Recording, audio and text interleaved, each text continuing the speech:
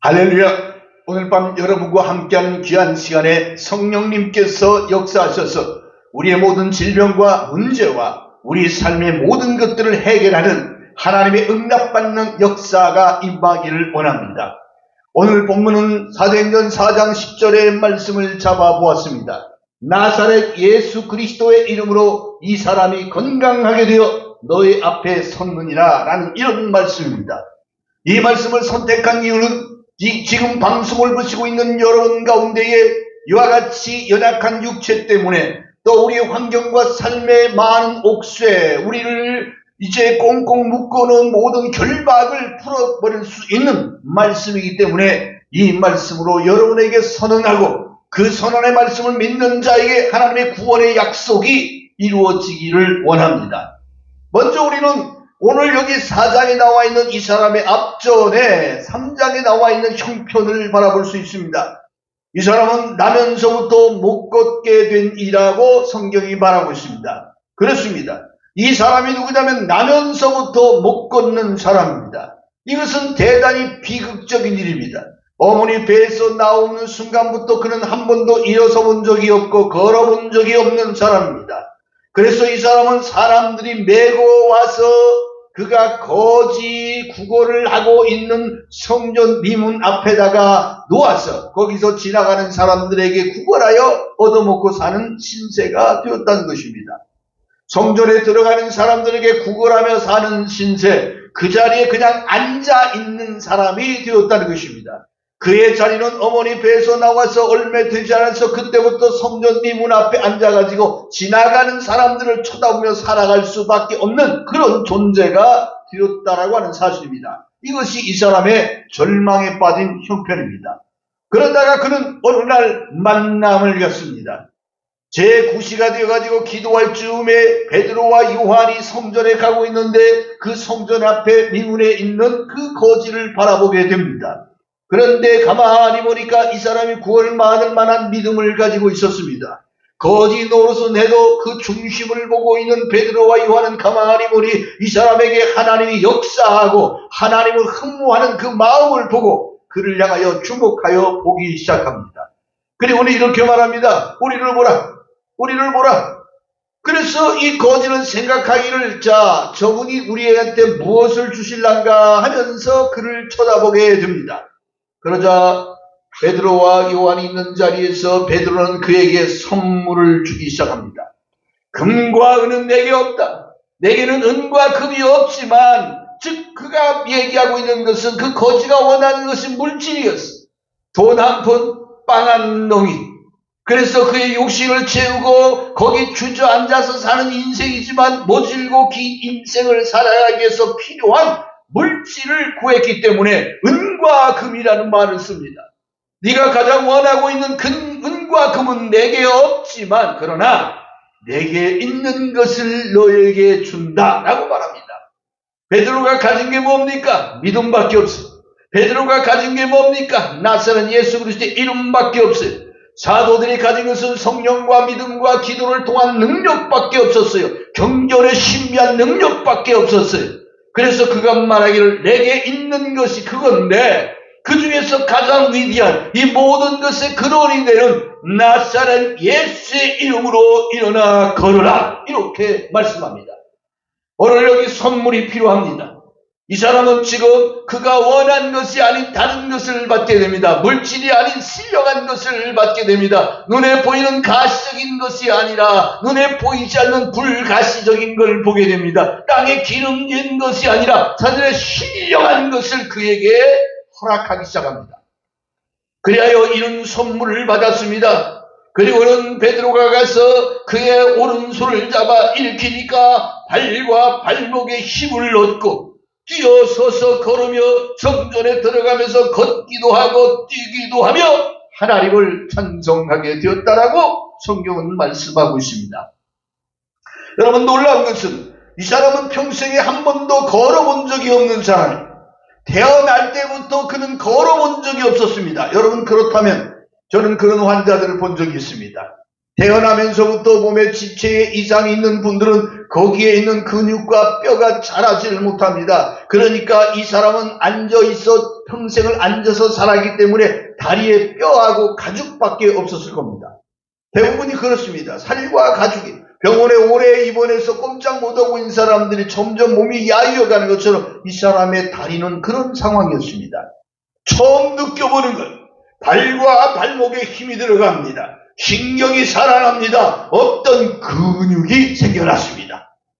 여러분, 이 사람이 단순히 일어난 것이 아니라 과학적으로 이 사람의 상태를 살펴보면 그 발과 발목에 힘만 들어간 게 아니라 신경이 살아나고 세포가 살아나고 근육이 생깁니다. 살이 생깁니다. 그리고 몸이 펴지기 시작합니다. 일어나 본 적이 없던 이 사람은 그와 같이 예수 그리스도의 이름이 선언되는 그곳에서 하나님의 기적을 경험하게 되었다고 하는 사실입니다.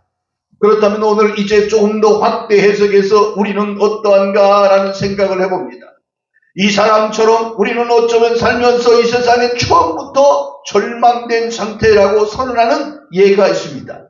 나면서부터 우리 인간에게 규정되어져 있는, 인간에게 올무가 씌워져 있는, 인간에게 아주 그렇게 하나님께서 인간은 이러한 것이다라고 하는 조건이 우리 인간에게 아주 꽉 그렇게 붙잡혀 있는 그런 것들이 있어요. 예를 들면 인간은 나면서부터 죽음을 향해 갑니다. 인간은 언젠가 죽습니다. 죽음으로부터 자유로울 수가 없습니다. 태어남부터 우리는 죽음을 향해 갑니다. 인간은 모태에서부터 죄인이었습니다. 누구나 다 죄인이어서 의인은 없다 하나도 없나니 모두 다 한 가지로 치우쳐 죄인의 길에 서 있는 것이 인간이라고 말합니다. 자연인은 모두 다 소멸과 한계와 불가능으로 가득합니다. 가다가 반드시 끝나는 것이 있는 것이 인간의 모습입니다. 지금 방송을 보시고 있는 여러분들 중에도 나는 나면서부터 이랬어, 나는 유전적으로 이랬어, 나는 환경에서 사고를 당해서, 나는 절망 가운데 빠졌어, 내 몸은 온갖 병으로 인하여 가득 차 견딜 수가 없어라고 고백하는 그러한 사람들이 있을 줄 압니다. 오늘 이 본문이 여러분 가운데 힘이 되기를 원합니다. 이 본문이 여러분 속에 임하여서 이 말씀을 받아들이고 있을 때 그곳에서 하나님께서 여러분에게 치료하는 광선을 발하시는 역사가 있기를 원합니다. 이 말씀은 우리에게 그렇게 증거하고 있습니다. 만남 속에서 해결이 있었습니다.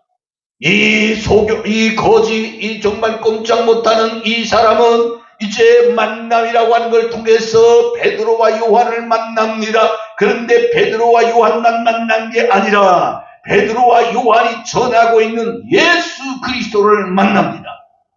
예수 그리스도의 중매인이죠. 예수 그리스도와 이 처음부터 태어날 때부터 다리를 못 쓰는 사람을 만나게 하기 위해서 그 가운데 중개인이 들어옵니다. 바울 사도가 그렇게 말했습니다. 내가 이 세상에서 육체를 떠나 하나님에게 가고 싶다. 가지 못하는 이유가 무엇인가? 너희를 위함이다. 그러면 왜 내가 이 땅에 존재하는가? 간단하다. 너희를 예수 그리스도에게 중매하려고 한다라고 말합니다.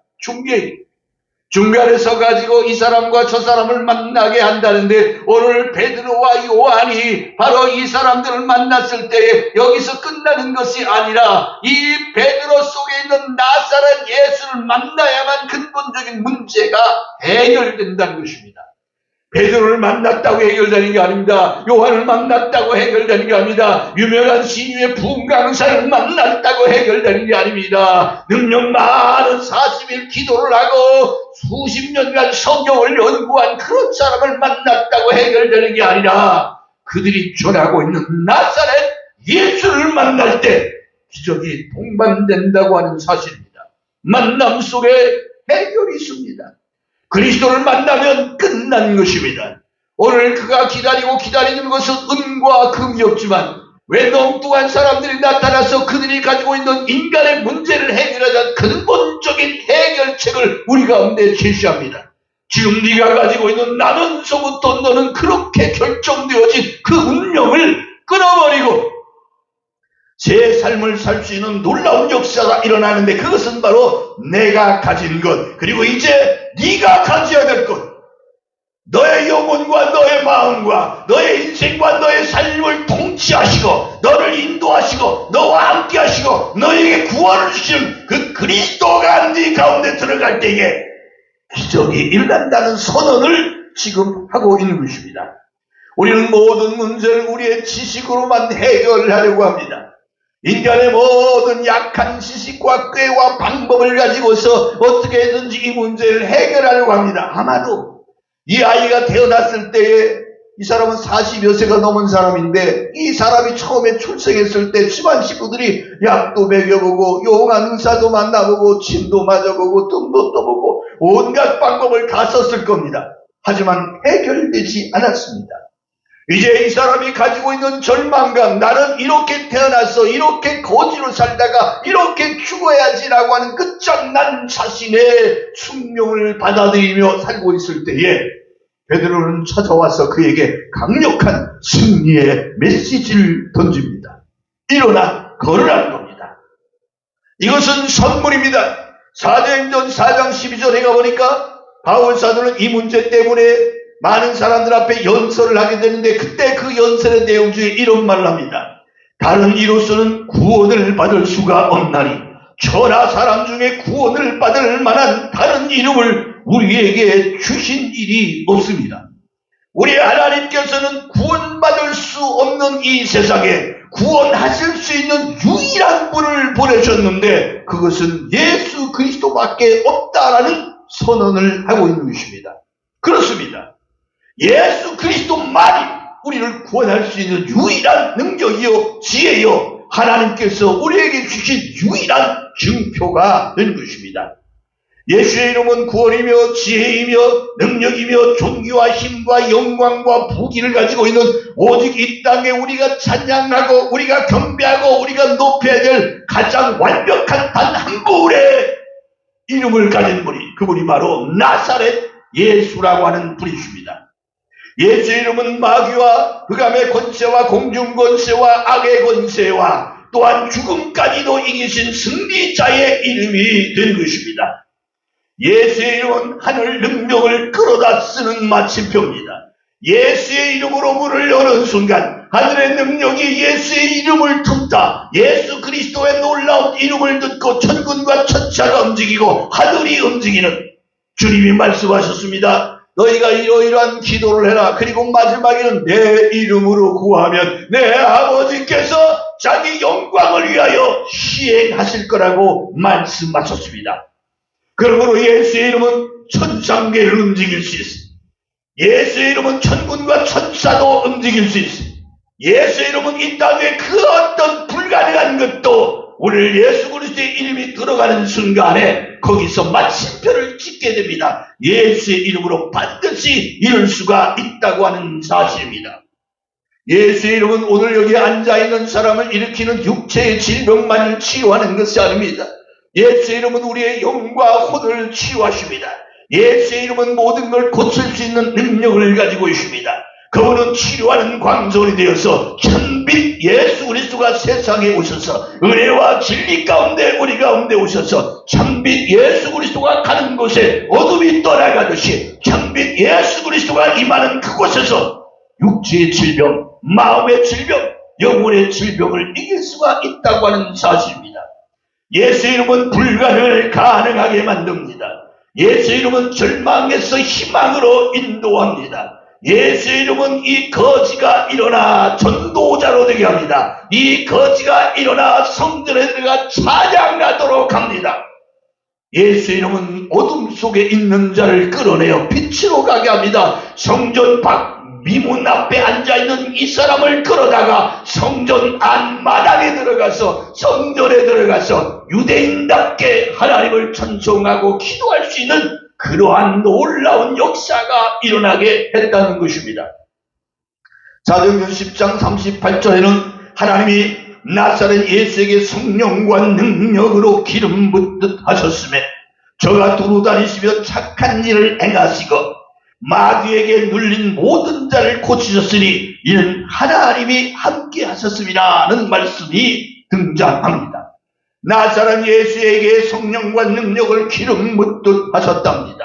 착한 일을 행하셨답니다. 마귀에게 눌린 모든 자를 고치셨답니다. 이 모든 것을 가능하게 하는 이름은 오직 하나, 나사렛 예수였습니다.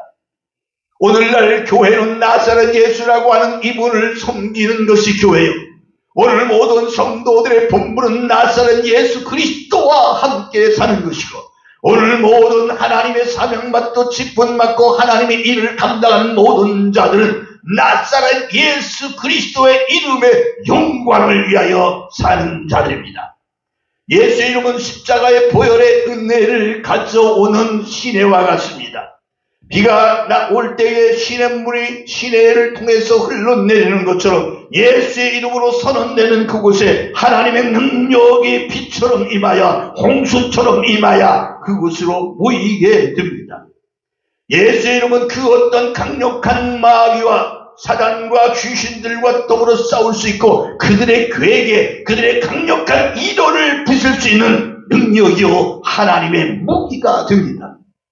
예수님은 제자들에게 다른 거 다 필요 없었습니다. 돈도 필요 없고 전대다 또는 그들이 가지고 있는 옷도 다 필요 없다. 먹을 거 입을 거 두려워하지 말라. 오직 하나 너희들의 가슴 속에 내가 전해준 복음을 들고 그 복음을 증거하는 곳에서 내 이름을 마음껏 사용하라고 우리에게 말씀하셨습니다. 옳습니다. 나사렛 예수 그리스도가 제자들의 무기였습니다. 나사렛 예수 그리스도의 이름이 이 땅에서 우리 그리스도인이 사용할 수 있는 최고의 무기가 된 것입니다. 저는 어느 날 목회를 하던 시골에서 길을 지나가는데 이상한 주문이 외쳤습니다. 남 뭐라고 하는 그런 종교가 있었습니다. 그 종교는 그것만 계속하면은 모든 질병으로부터 모든 환난으로부터 지킨다라고 하는 그 주문을 계속 24시간 외면은 그야말로 복을 받는다고 생각하는 그런 일본에서 넘어온 종교가 하나 있었습니다. 어느 날 제가 목회를 하다가 이런 생각을 해봤습니다. 그러면 우리 예수 믿는 사람들은 누구의 이름을 부르고 무엇으로 우리 자신을 이렇게 그 말씀에 사로잡히게 할까 하다가 나사렛 예수라고 하는 이 말씀, 이 이름이 떠올랐습니다. 병이 들었습니다. 아픕니다. 나사렛 예수 이름으로 나사렛 예수. 여러분 보세요. 어떤 계약서를 쓸 때 이거저거 다 값과 을과 병과 막 쓰다가 마지막에 누구의 이름으로 해가지고 딱 도장 찍지 않습니까? 내용은 이미 구하기 전에 우리 주님이 아십니다. 이제 주님께 우리가 드리는 것은 주님 말씀하셨잖아요. 이 땅에 우리가 구하면서 무엇이든지 내 이름으로 구하라, 내 이름으로 구하라, 내 이름으로 구하라. 그 이름이 바로 나사렛 예수 이름으로, 나사렛 예수의 이름으로 구하노니 주님 여기 써있잖아요.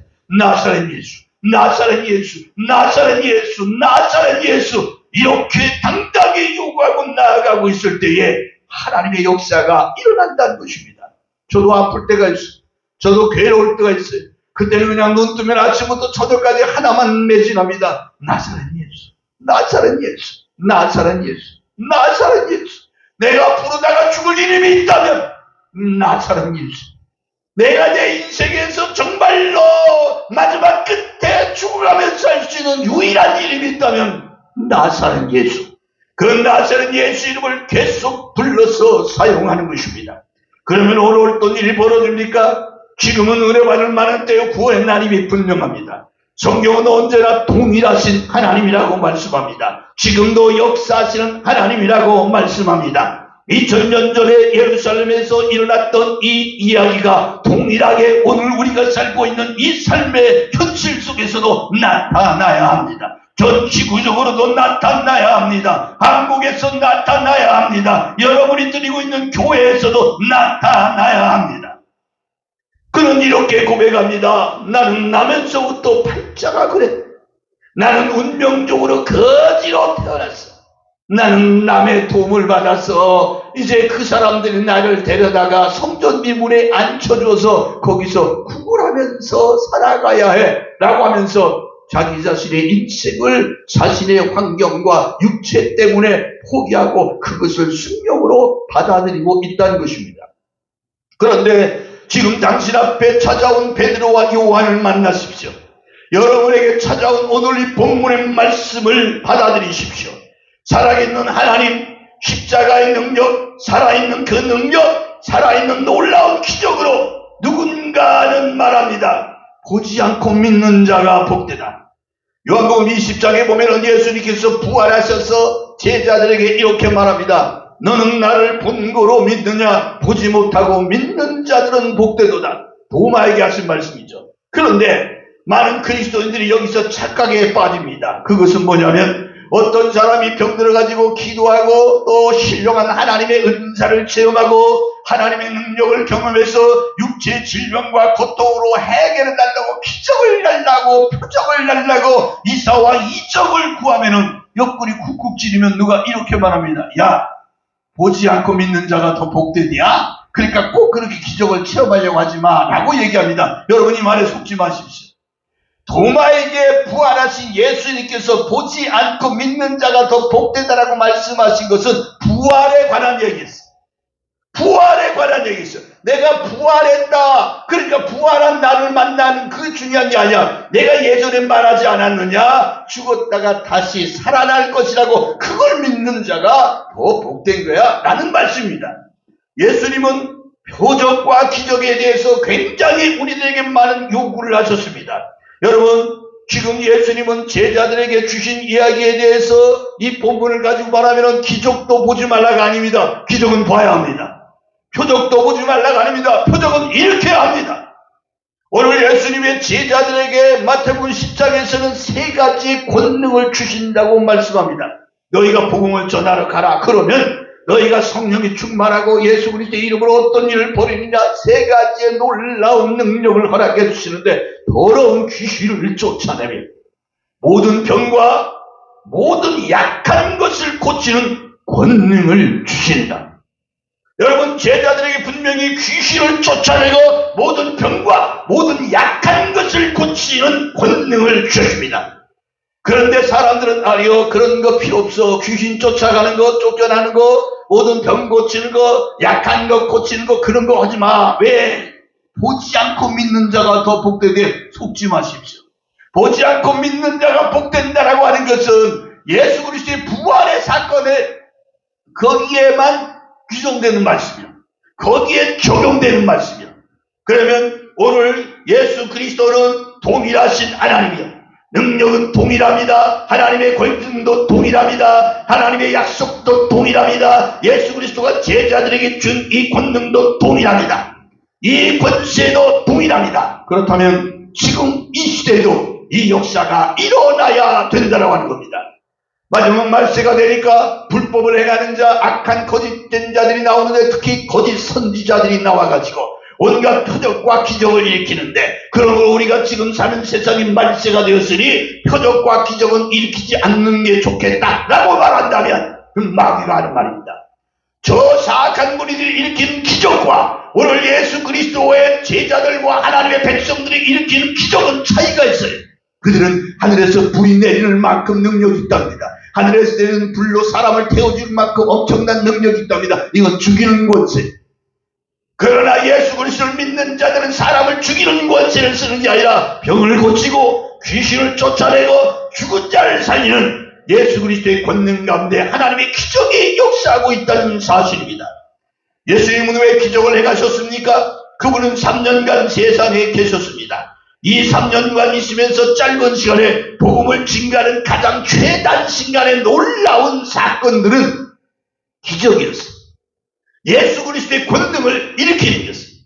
제자들이 나중에 나가서 복음을 전합니다. 그들이 최단 시간에 엄청난 복음의 역사가 로마까지 올라가 바로 이 중동과 그리고 이제 로마까지 그리스까지 터키까지 복음으로 증거되는 그 놀라운 역사의 배경에는 바로 하나님이 주시는 권능을 통하여 역사가 일어났다고 하는 사실입니다. 여러분이 주인공이 되십시오. 나사렛 예수의 이름을 사용하십시오.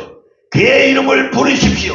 천지에 구원받을 만한 이름, 최고의 능력, 하나님의 아들의 이름을 부를 때에 하늘과 땅이 움직이기 시작합니다. 너희가 무엇이든지 내 이름으로 땅에서 매면 하늘에서도 매일 것이요 땅에서 풀면 하늘에서도 풀리라고 말씀합니다. 하늘과 땅에 맺고 푸는 역사가 예수의 이름으로 인하여 일어난다고 하는 사실입니다. 지금도 시퍼렇게 눈뜨고 살아계신 그 하나님과 그분의 약속하신 말씀들을 믿고 기도하고 또 기도하고 또 기도하여서 이 절망에서 벗어나십시오. 내게 있는 것 예수, 그 능력으로 힘을 얻으십시오. 구원의 셈이신 예수를 만나 그 생수를 마시십시오. 능력의 원천이신 예수님을 만나 그 능력으로 병만을 몰아내십시오. 찬빛의 그너신 예수님을 만나 그 찬빛으로 육체를 넘보는 어둠을 나사렛 예수의 이름으로 물리치십시오. 희망의 왕이신 예수님을 만나 처음부터 잘못됐다 말하는 절망에서 탈출하십시오. 나는 모태로부터 태어날 때부터 이런 질병이 있다고 생각하는 것 말고 그걸 일어나서 기쁨의 노래가 되시는 예수님을 만나 슬픔과 좌절의 늪에서 벗어나 푸른 초장과 맑은 샘물가에서 노래하십시오. 40년을 살던 거지의 그러한 장소에서 예수를 만나 성전 안으로 들어가야 합니다. 구걸의 장소에서 찬양의 장소로 나아가야 합니다. 이 사람은 성전 밖에 있는 바깥 사람이었지만 이제 그 안에 들어가 하나님을 경배하고 찬양할 수 있는 자격을 얻었습니다. 사실은 유대인들은 성전 안에 들어갈 때에 이런 사람들은 들어갈 수가 없었습니다. 그런데 이제 그는 당당히 걷고 뛰며 성전낭에 들어가 기어다니며 평생을 살았던 그가 이제는 걷고 뛰며 하나님을 찬송하며 당당히 들어갑니다. 그동안 우리는 살아가면서 많은 어려운 얘기를 들었습니다. 그러나 이 어려운 우리가 해결할 수 없는 난제들 오늘 예수 그리스도를 만남으로 말미암아 해결받고 마음껏 찬양하고 하나님께 나아갑시다. 우리가 주인공이 됩시다. 이 설교를 하고 있는 저도 병 걸려 아파본 적이 있고 육체적인 고통 가운데 있었고 여러분도 마찬가지고 나이를 먹고 늙어가면 누구든지 다 그런 경험을 합니다. 그때마다 잊지 마십시오. 우리에게 최후의 무기가 있어. 우리의 최후의 보루가 있어. 모든 전쟁에 능하신 하나님과 그 아들 예수 그리스도의 이름을 불러서 오늘 말씀을 받아들이고 믿고 기적을 사모합시다. 우리의 끝에서 나사렛 예수의 시작을 만납시다. 그리고 나사렛 예수의 능력이 우리 가운데 함께하길 축복합니다. 아멘.